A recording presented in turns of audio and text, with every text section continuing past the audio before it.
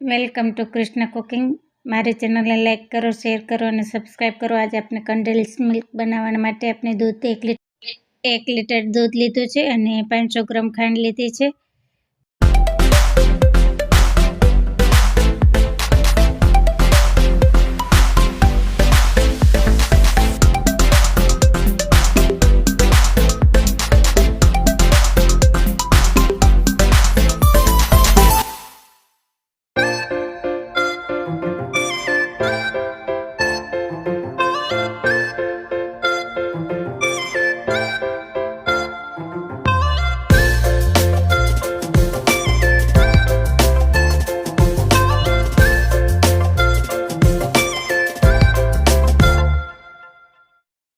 Sorry, it's DJ.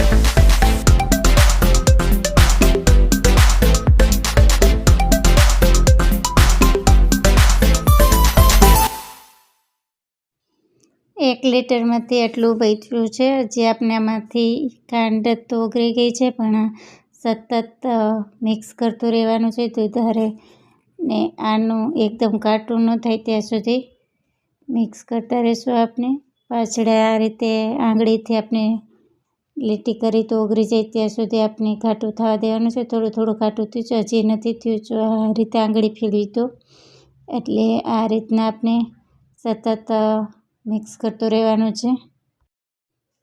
આ પૂરેપૂરી process કરવામાં 1 કલાક ઉપર આનો ટાઈમ લાગ્યો છે। આ 5 થી 10 મિનિટમાં થતું નથી, કોઈ કહેતું હોય તો, પણ આને સતત હલાવતું રહેવાનું છે દૂધને।